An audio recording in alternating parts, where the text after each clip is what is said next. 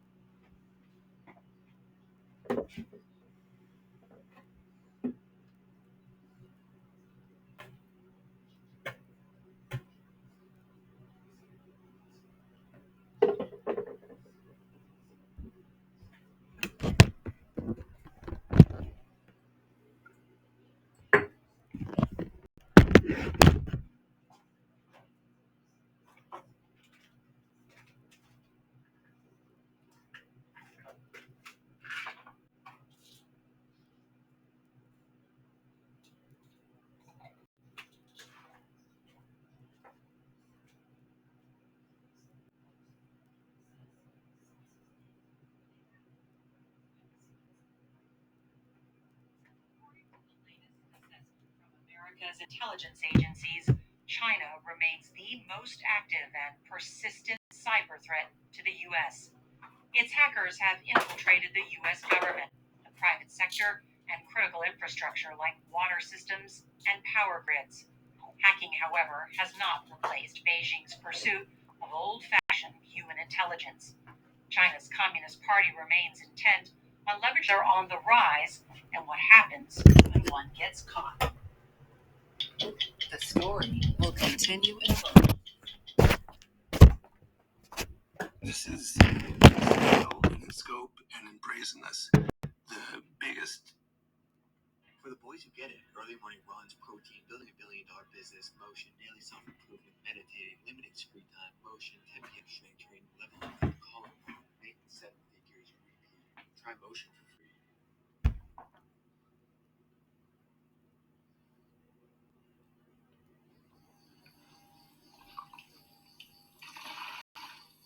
It's hard for us to imagine a life with dirty water.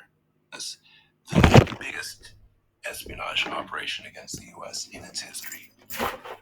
Jim Lewis is a former U.S. diplomat whose direct experience with China's intelligence agencies spans more than 30 years. He says since President Xi Jinping came to power in 2012, China's spies no longer seem to fear the U.S. Why do China's espionage efforts appear to be growing so big, so fast under Xi Jinping? Xi Jinping thinks it's China's time to move to the center of the world stage. Xi Jinping looks at the West and at the U.S. and says, these people are feeble-minded, and I'm going to be able to beat them. It may not be a household name in the U.S., but according to Lewis, China's Ministry of State Security, or MSS, is now the largest and most active spy agency in the world. Watch the street. In a propaganda video the spy agency posted last year on China's largest social network, a voiceover boasts that the MSS senses things before they happen and fights against evil. The slick production is a public message to both foreign adversaries and China's own citizens about the ministry's growing power. It's sort of the equivalent of the CIA, but it has much greater powers. One estimate says the MSS might have 600,000 employees, and they are committed to going after the United States. We are target number 2 for them. Who's target number 1? Target number 1 is China's own people. When Xi Jinping wakes up screaming in the middle of the night, he's really worried that the Chinese Communist Party was on the path that the Soviet Communist Party was on. Lewis says to maintain absolute power at home, President Xi looks abroad. Xi Jinping probably remembers that a lot of revolutions start outside the home country, and he doesn't want that to happen to China.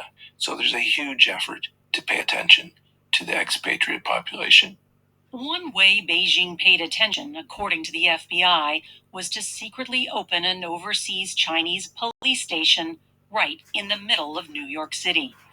It was discovered in 2022, hidden among businesses in a commercial building in Manhattan's Chinatown.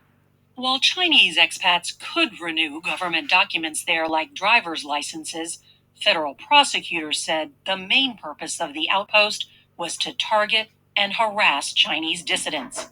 They've done it in the Netherlands, they've done it in Canada, but the idea that you'd open a police station in another country, that's a signal disrespect of the sovereignty of that nation. After the station was shut down, 2 Chinese Americans who allegedly opened it were charged with conspiracy to act as unregistered foreign agents of China. In total, over the last 5 years, the Department of Justice has indicted more than 140 people for felonies related to harassment, hacking, and spying for China within the U.S. And one of the accused worked for the governor of New York. Federal prosecutors allege a former top aide to Kathy Hochul, named Linda Sun, accepted millions of dollars to influence who the governor met with and what she said about China. Sun and her husband, who have pled not guilty, owned a multi-million-dollar home on Long Island and a condo in Hawaii. Having a Ferrari and 2 multi-million-dollar houses is a bad idea. But for a government employee. Everyone leaves a record. Some records are more flamboyant than others. Flamboyant is not a word that comes to mind when you meet Shujun Wang. The 76-year-old retired historian came to the U.S. from China in 1994 as a visiting scholar at Columbia University. In New York, home to more exiled Chinese activists than any other city in the world, Wang helped found a group that met regularly and was dedicated to democracy in China. In the 2010s, the overseas... I was assigned the role of Vice President, Secretary General for Publicity and Events. All kinds of events. While Shujun Wang became a trusted member of the Chinese dissident community here in New York, he kept another role secret. For almost 20 years, he was spying for China's Ministry of State Security. Did you take notes about who attended these meetings and what they said? Yes. When did you start sharing that information with China's largest intelligence group? That is a very big misunderstanding. In 2022, Xu Junwang was indicted by the U.S. Department of Justice for sharing dissidents' names, contact information, and private conversations at the direction of the MSS for 17 years. When we spoke with him in February through an interpreter, he was at times combative and disputed basic facts of his case. So we eventually asked Mr. Wang point blank, were you spying for the Chinese government? No. Throughout the entire trial, they were very careful. They never used the word spy. Just look at the record, and you'll see that. I thought I'd build a proof of concept AI agent using temporal. So what's cool about my agent is the workflow code itself is completely generic. I just provide these as input to my workflow, which is a couple hundred lines of Python code. It's all LLM from there. Over here, I can see that I've got my agent workflow running. You can see the event history is beginning to be filled, me prompting it, the LLM responding. Use the word spy. Just look at the record, and you'll see that. We did. And while lying to 60 Minutes may not be a crime, lying to the FBI is. Mr. Wang repeatedly told federal agents he had no contact with the Ministry of State Security. But according to federal prosecutors, he met with these MSS officers in China, and they offered him plane tickets and helped his family with a business dispute. In 2021, someone claiming to be from the MSS showed up at Mr. Wang's door to help delete communications from his computer that might incriminate him. Video from the encounter showed he welcomed the man's help. Unfortunately for Mr. Wang, the Chinese operative was actually an undercover FBI agent. Rat friend. Mr. Wang had pled not guilty. This past August, he was convicted of making false statements, illegally possessing democracy activists' identification, and acting as an unregistered foreign agent of China. Our position has always been that he never had the intent to be an agent of the Chinese government. Mr. Wong's lawyers, Zachary Margulis Onama and Kevin Tung, admit their client was in touch with Chinese intelligence, but they argue he didn't break the law and claim FBI agents went after him once they were unable to recruit him for the U.S. They were hoping he would roll over and identify handlers higher up the food chain. No, he did not do so.